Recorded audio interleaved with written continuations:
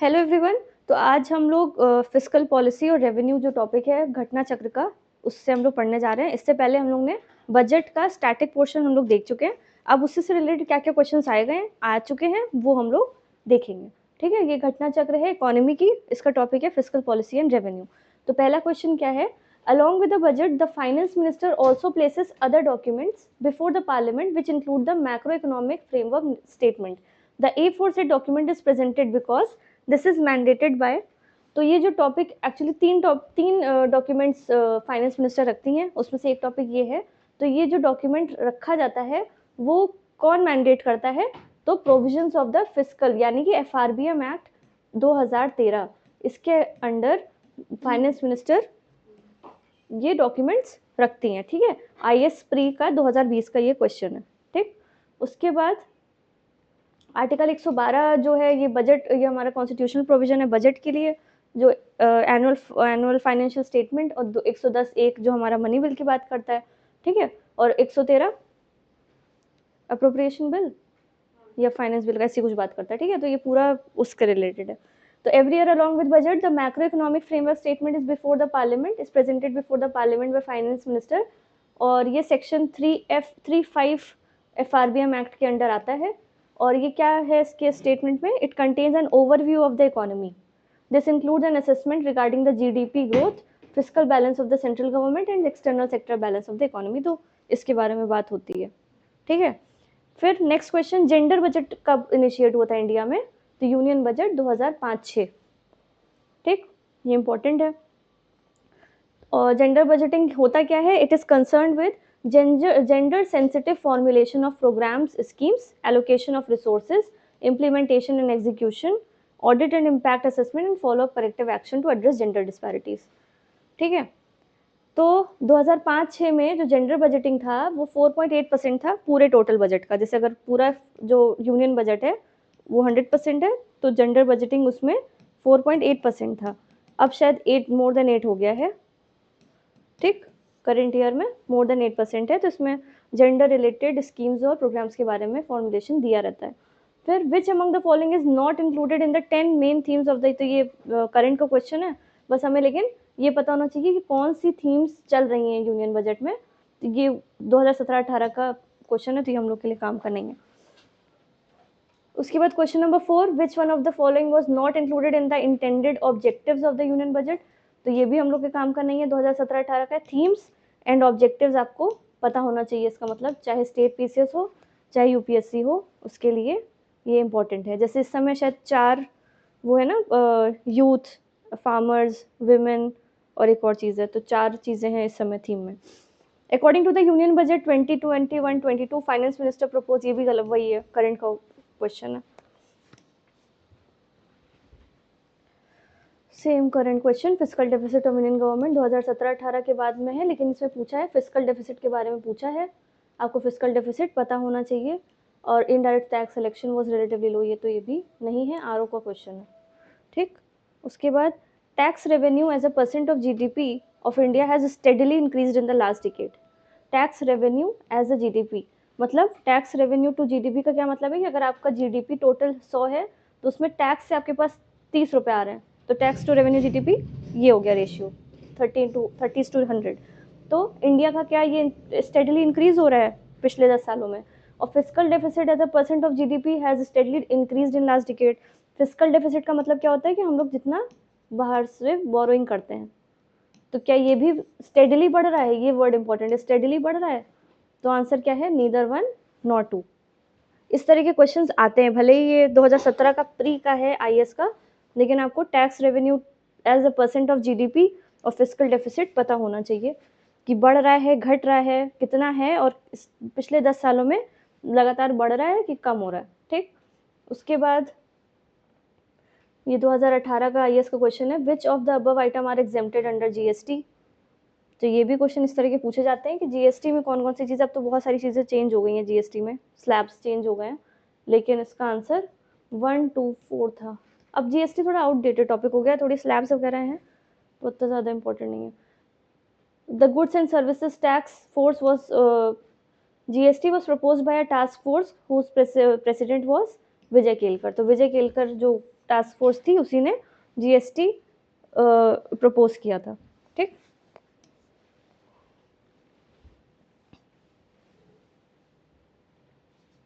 तो 2003 में विजय केलकर की वो एफआरबीएम की बनी थी।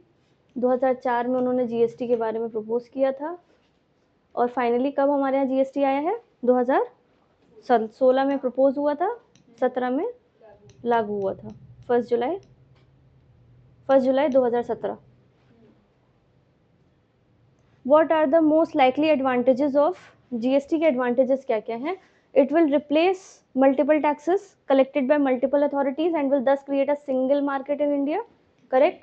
It will drastically reduce the current account deficit. ये नहीं होता है, तो ये जो extreme words होते हैं वो नहीं करने चाहिए। current account deficit हम लोग का एकदम से बहुत ज़्यादा कम हो जाएगा, ये नहीं ज़रूरी है, तो ये गलत हो गया। It will enormously increase the growth and size of economy of India, नहीं होगा, एक ही टैक्स ही तो है, तो ये गलत हो गया, सिर्फ ये बचेगा।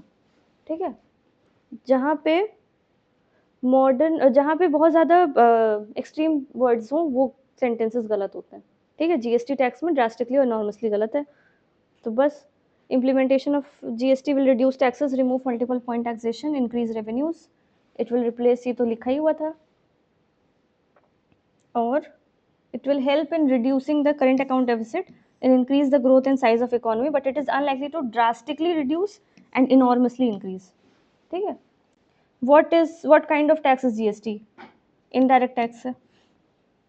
ठीक, तो GST आउटडेटेड टॉपिक है यार, ज़्यादा रहेगा नहीं इसमें।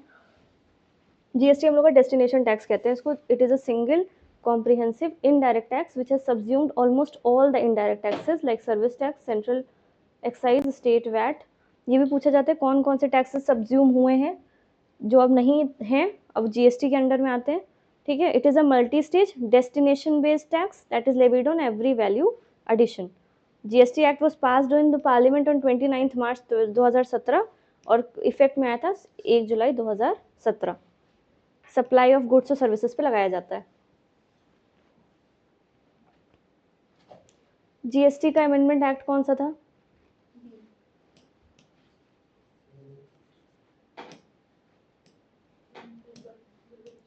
डी 2101। ये इम्पोर्टेंट है, 2016। ठीक ठीक। Which of the following constitutional amendment act? ये पता ही है, repeated question. GST introduced in India, GST is now proposed to be introduced in India from, as per the question year. अच्छा, उस टाइम पे ये प्रपोज हुआ था कि 2012 से आएगा, क्योंकि 2009 का क्वेश्चन है, पर हुआ कब? 2017 में। ठीक, the introduction of GST from July 2017 is expected to create a uniformity in Indian market, improve tax compliance, दोनों। ठीक है,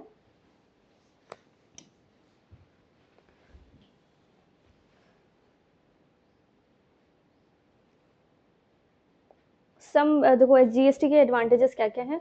improved environment for compliance and reduction in compliance cost, expansion of tax base क्योंकि multiple slabs हो गई हैं, improve the overall investment climate in the country, uniform SGST और IGST rates will reduce the incentive for evasion of by eliminating rate arbitrage, increased ease of doing business, it will boost export and manufacturing activity and generate more employment.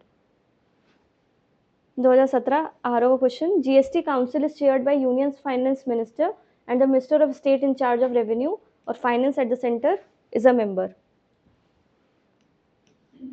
ठीक है, GST council जो होती है वो chair कौन करता है? Finance minister, union के फाइनेंस मिनिस्टर, और minister of state in charge of revenue या फाइनेंस उसके मेंबर होते हैं। GST council will decide the tax rate, exempted goods and threshold under the new taxation regime, ये भी सही है। और state governments will have the option to levy VAT if they so decide, तो ये नहीं है, ये गलत है,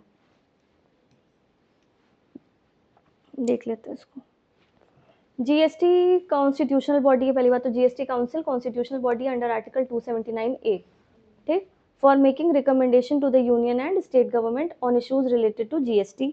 GST council is chaired by finance minister और जो अदर मेंबर्स हैं वो यूनियन के ही होते हैं, minister of state in charge of revenue या finance and minister in charge of finance और taxation of all the states. The GST Council will decide about the tax rate, exempted goods, and will also determine the threshold under the new tax regime.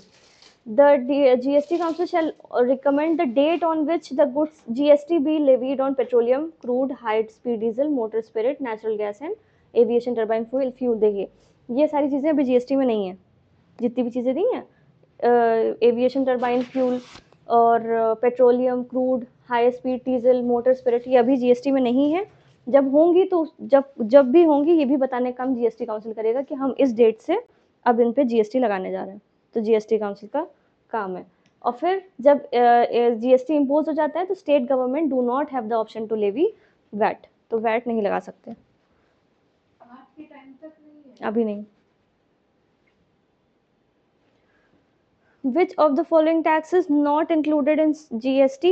तो customs duty आपका included नहीं है, ठीक है। Excise duty है, value added tax यानी कि VAT है, और सर्विस टैक्स है, कस्टम नहीं है।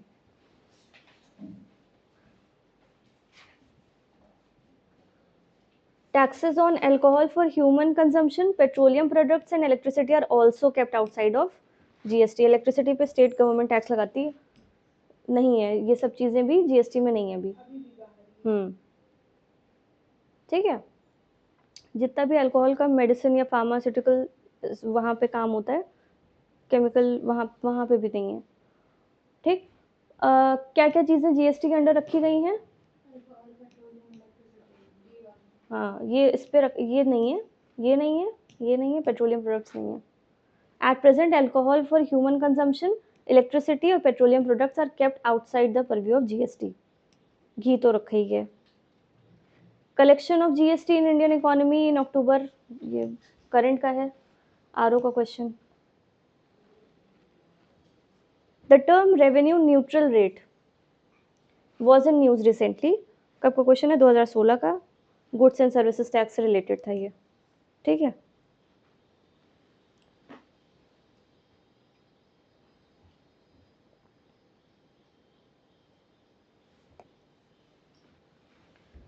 Saksham project approved by Government of India is related to a new indirect tax network. A new indirect tax network of Central Board of CBEC, यानी कि Central Board of Excise and Custom, has been approved by the Cabinet Committee on Economic Affairs. The total cost, अच्छा ये भी current का ही है? Project Saksham is designed to help in the smooth implementation of GST.